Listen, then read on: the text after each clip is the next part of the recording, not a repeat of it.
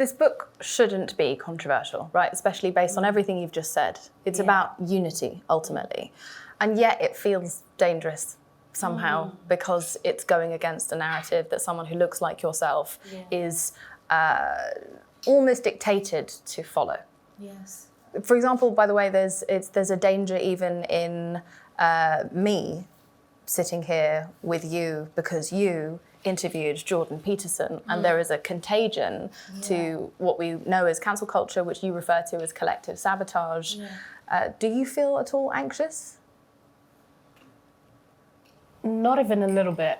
Great. I don't. I think I spent so much time being terrified of cancellation by proximity. So this idea that if you understand, and I'm not even talking about acceptance, that if you understand someone that holds opposing views, if you have a willingness to be curious about someone whose worldview doesn't mirror your own, then it means that you co-sign every single thing that person has ever done and ever will do. And I truly, for not even that long of a time, I would say for probably about a year, I truly bought into that way of thinking. And I wonder how many of us in the room can resonate with that, where we won't even allow ourselves to be curious about the so-called other side. And that could be in the context of whatever, not even just in politics, someone else's worldview. Because we think that other people will assume that we co-sign every single part of that person. So because I spent so much time in that space and I saw the damage that it did to me, I saw that it was not only anti-intellectual, but it's also anti-intimacy. How can I be intimate with you, other people, and the world that I live in if I'm not willing to be curious about people? So I do truly mean it when I say that I don't have any anxiety around this anymore, because I see that it robs us of so much. And you're someone that is very open-minded and outspoken and very confident. So for you to even have that on some level, regardless of how strong it is, to think, oh, there's a potential that in me sitting with this person, people will make X, Y, Z assumptions. I think that speaks volumes to what we're experiencing right now. Well, that's why why I'm here. Yeah. That's why, because that's a problem. Yeah. And I think part of the reason it happens is because we grew up in a time where you had your identity and then you had your opinion, and they were two separate things. And your identity was relatively fixed, obviously open to suggestion, and your opinion was completely transient based on the most recent information you found out. Now the two are so intertwined that it means that we feel as though if someone attacks our opinion, that they are attacking our identity entirely. And so that's the crisis that we now find ourselves in, which is why when someone has a single opinion, that opinion reflects their entire identity to us. Therefore, if you don't like someone's opinion, you don't like anything about them, and you don't like anyone who associates with them. And that is, it's cultish is maybe too strong a word or too provocative a word, but it's definitely historically problematic when you don't let someone even find out for themselves, when you don't allow someone to ask the questions, allow someone to look in that direction. To me, when the last time we spoke on my podcast, I said to you that sometimes I have felt that I'm being so controlled as to who I'm allowed to follow, what I'm allowed to do, who I'm allowed to talk to, who I'm allowed to platform, that it's almost as if they're worried that I will see sense in what that person's saying. Being more curious about let's say terms like diversity of thought. The fact that the term diversity of thought has been positioned as some kind of right-wing yearning is pretty concerning to me, that we think that if we start to champion that value and see its importance, we're making space for bigoted thinking. We're making space for people to be any kind of ist or any kind of phobe or whatever it might be. I think that's the binary thinking that I'm pushing back on, to say, actually, is there a third perspective? Is there something else that we're not seeing? Because if we're being driven into this place of polarization and division, surely we need a little bit more curiosity and understanding. Just a thought that I would invite you to take away with, and I go into this more in the book, is that understanding does not mean acceptance. Because when we start to think to understand you, it means that I'm accepting your worldview. Why else would I want to think critically? Why else would I want to even entertain what you have to say? Because there's a fear that I will then be associated with the way that you think. But I find it to be such a beautiful sort of grounding mindset to be like, actually, I can understand this person, and it doesn't mean that I have to accept every single thing that they are. I can understand this person and still maintain my boundaries. And I think, to me, that's the idea of the third perspective, where you don't have to force yourself into a sort of pro this person or anti this person. Tell me about why this is so important. What is the harm of self-censorship? We've talked about the sociological harm of the lack of intimacy, but what is the personal, physical harm if we don't pay attention to this, if we don't recognise that this is a kind of, a Pakistani using this word, but it's a sort of terrorism.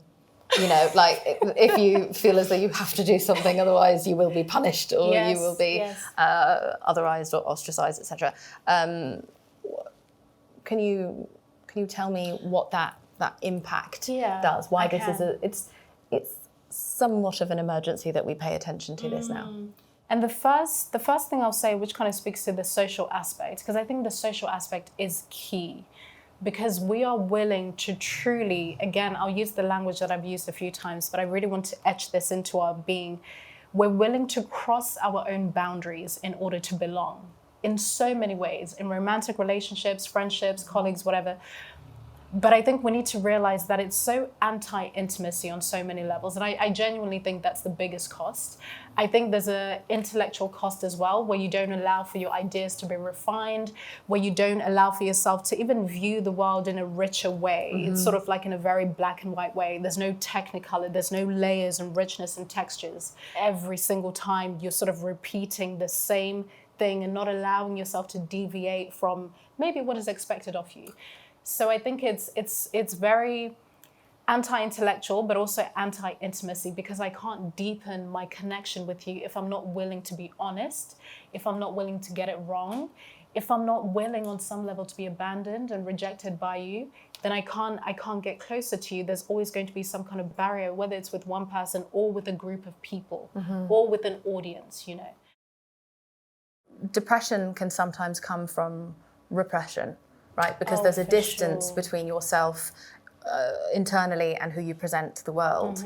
And there's a sort of moat in between the two that is just filled with, it's not filled with anything, it's just empty, and it makes you feel far away from yourself, it makes you feel far away from everyone. And I think that's also why this is so imperative. It really is. And I have definitely rubbed people up the wrong way, and I've lost the sort of support of some activists who I've fought alongside, even though we're still on the same side of the fight, but I don't speak according to the doctrine which I've been given. But are you happier now for this big change? Oh my gosh, absolutely.